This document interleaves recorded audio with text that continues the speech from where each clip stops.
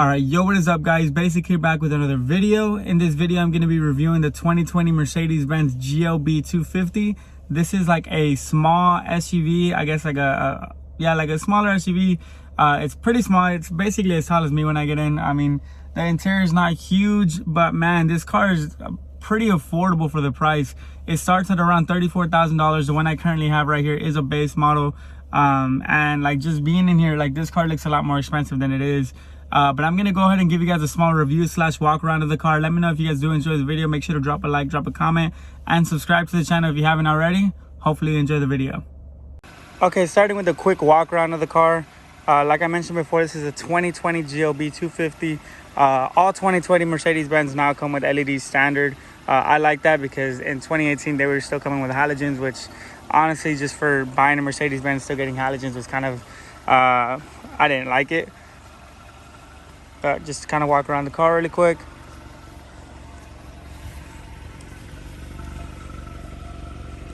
To think that you get this for $34,000 base price is absolutely crazy. Realistically, with Mercedes, they never really carry base model cars, so you're always going to get it slightly above the base model price. It's like 30, I would say 36 or 38, and maybe if you can haggle a little bit, you can get the price down a little bit. I did get this as a loaner car. My brother actually went to go get his CLA 45 AMG checked out, and he got this as a loaner car. Gave me the car for a bit just to do a small video on it. But yeah, this is what the car looks from the outside. Personally, I really like it. It's not a huge SUV. I'm a big fan of the GLE 63 AMG, but that is a big car. This is like smaller. It's good for daily driving. You know, it's something that you don't really want a sedan. You want something slightly bigger. This is basically what you would get.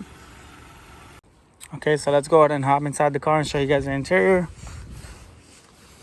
These are 18 by 7.5 inch wheels, by the way, and it does have keyless entry. It does have the mirrors folded in.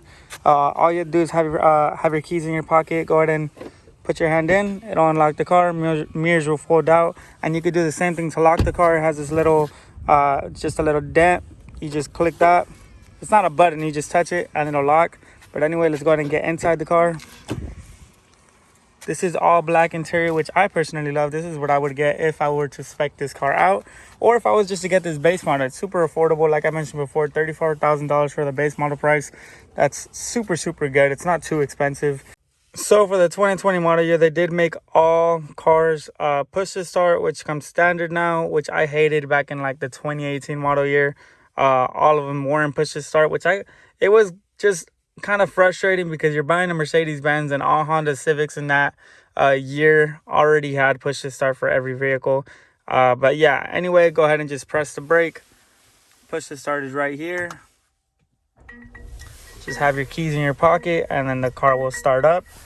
If you look on the left side right here, you do have your settings to adjust your seat, and then you have 3 memory seats just in case different people drive this car. You do have heated seats. It is an option to have cooled seats, but this car, since it is a base model, does not have that option. Lock and unlock right here. It's the same on the other side. Your 4 power windows, baby lock, and then just to adjust your side view mirrors. You do have your lighting, which I honestly never touch this. Maybe just your e-brake sometimes, but just keeping this thing on auto will do the job for you for all your lighting needs, for your headlights and such. It's not like old cars where you always have to adjust them. Going to the steering wheel, this steering wheel is really nice. It's not as nice as obviously the one that my brother has in his CLA 45 AMG, but that is double the price of this car. This car, just having an all black steering wheel, this looks very simple. I'm a very simple person, and that's literally what this car is. It's just a simple car that looks really nice, and it just looks elegant. You have all your basic controls on the left and right. Adjusting cruise control, and then just going for volume, answering a call, declining a call, home. Controls the screen right here. So moving on to this little screen in the middle, there's not too much to change here. You do have a couple of settings you can change in the middle. If you use this little black button, it is touch, so all you have to do is slide up. You have your miles, full screen display, your trip, I believe it's gas consumption, and then you can just leave it on a digital speedometer if you want. That's usually what I leave it at because I think it's the most convenient. Go ahead and move to the middle screen over here. It's pretty simple in here. There's not too much to do. There's the radio, phone, media, which would be your music. There's comfort, Hop into comfort. There's your ambient lighting settings. So I'm gonna go ahead and insert a clip here of how the ambient lighting looks at night or in a darker setting, just because if I do it right now and show you guys aren't gonna be able to see much. So I guess I'll put this little feature in there. It does have a Mercedes symbol as you open the door. And to kind of show you guys the ambient lighting really quick.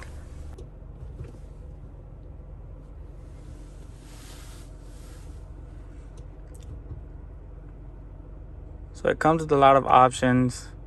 You can customize it as well, but these are just the options it comes with, like already preset. I'm in my garage, so you can see it pretty well, but nighttime definitely looks a lot better. Jungle green, pretty much any color you guys want. There's a color flash. This one takes a minute to flash, but it flashes different colors. Color mix has just a variety of different colors all over the car.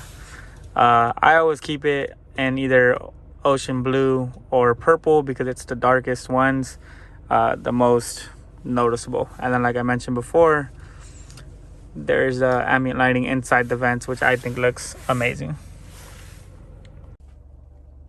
Hopefully you guys did enjoy that. I actually love the ambient lighting in this car. I usually keep it on purple or blue.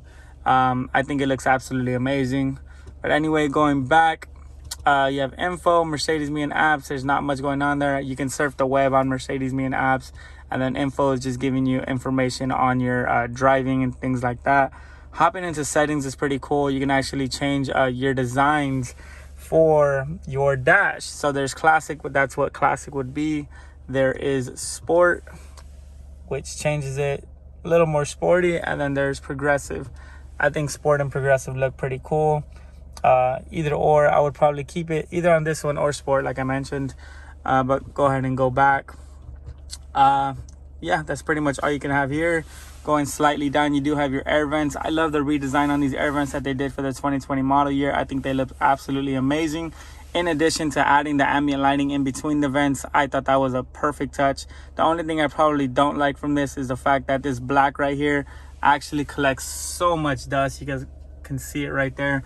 You would have to keep a microfiber in the middle at all times. Just, I mean, if you're that, like you don't like it that much, which I don't. Going down here, you do have your climate controls. You do have dual climate controls, so the left and right person can choose their own temperatures. And then it's just basic things, basic climate control changes. You do have a big section right here just for extra storage. I tend to stick my phone in there. You do have a charging port.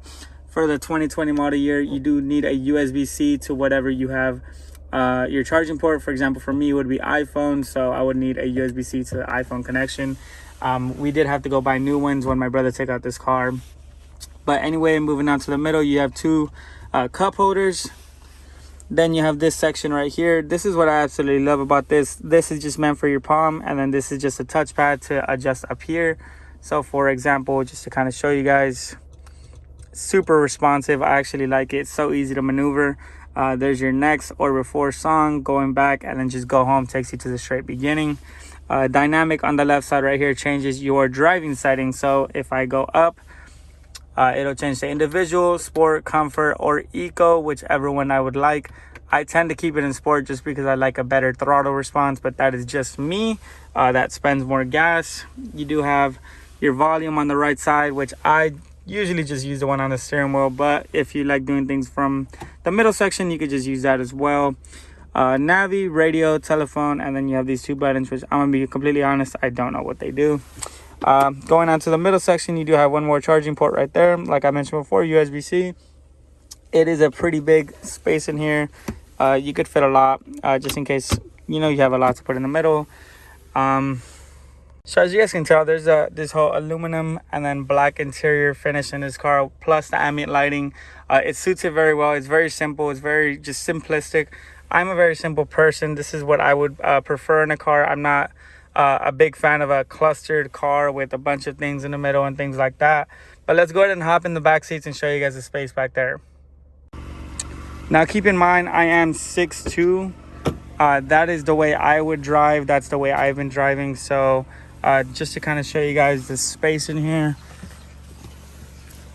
there is about maybe 3-4 inches right there, and probably another 3 inches above me, and I am 6'2". It does have vents back here for your air conditioning, which most base model cars don't come with, but they're upgrading. Obviously everyone's trying to get ahead of the game, so they have that in the back. It is pretty spacious back here. No complaints from me. It's very comfortable. I like the interior. Yeah, no complaints from me. Let's go ahead and hop into the trunk and show you guys the space back there. Going into the trunk, there is a button down here. Go ahead and just click the button and it'll open up for you. Now, it's not the biggest space just due to the size of the car, but keep in mind this is like a smaller SUV. This is for like people who don't necessarily want a sedan. They want something slightly bigger, but they don't want a super huge car either. There's a lot of space, definitely enough space to do anything that you really want to do. But yeah, nothing too interesting back here. I just thought I'd show you guys. It does have an auto close button as well. Go ahead and click the stop right here and it'll automatically close. To go ahead and drive the car, you do have this little lever on the right side. There is reverse, neutral, drive, and park. So in order to go to reverse, you go up. In order to go to drive, you go down. In order to go to neutral, you just go right to the middle. And then in order to park, you click this button on the right side. Kind of doing a little driving. Take you guys on a little drive. Honestly, the first gear in this car is pretty quick. Then after the first gear, it kind of dies out. But obviously, you don't buy this car, or at least not this version of the car, to go fast. I'm just a car enthusiast, so I like to just step on it sometimes. But it drives really, really smooth. I don't feel a bump in the road. Like, it is very, very smooth. I like it a lot, to be honest. It's something comfortable to daily drive. Honestly, if I could afford 2 cars and I wasn't such a big car enthusiast that I always wanted to be in a race car that goes fast, I definitely buy this. Or maybe even if I had a kid, you know, if I had a family, this would definitely be a convenient car to have as a daily driver. And it's a lot of luxury, man. A lot of luxury for the price that you're paying. It does have the auto stop, right? So it turns off your car every time that you stop in order to save gas. I have it in the sport mode, so it turns it off. But it also has the if your foot gets tired while you're waiting at a light, just press down on the brake. This hold right here is gonna pop up, and then you can just literally let go of the brake. I'm not holding the brake at all right now, which I think is super convenient. Most Mercedes have that feature. I believe for like 2015 and up, I think they already had that feature. But it's super convenient, just something luxury to have. But yeah, it's definitely enough power to pass people, man. Like, I honestly think this is faster than my friend's Honda Civic. It comes with 221 horsepower, I believe. And usually these things have higher torque, so it probably has like 260 torque, something around there. I'm gonna assume it's the same engine as the CLA 250, which has similar specs. It is a 4-cylinder, but I always just tell people, when you're gonna get a 4-cylinder SUV, just get warranty on these things, just because that's a lot of weight you're pushing for a 4-cylinder, and obviously 4-cylinder turbos aren't the most reliable because of that. But yeah, honestly, there's not too much I can say about the driving experience. It's just a really, really comfortable car. Very, very easy to drive, and yeah. There's only 2 things I really see missing in this interior that would probably make this car like amazing, absolutely amazing. But due to the fact that it's a base model and it starts at $34,000, man, you can't really complain for what you're getting for the money. The number one would probably be a sunroof. Now, that's a personal thing of mine.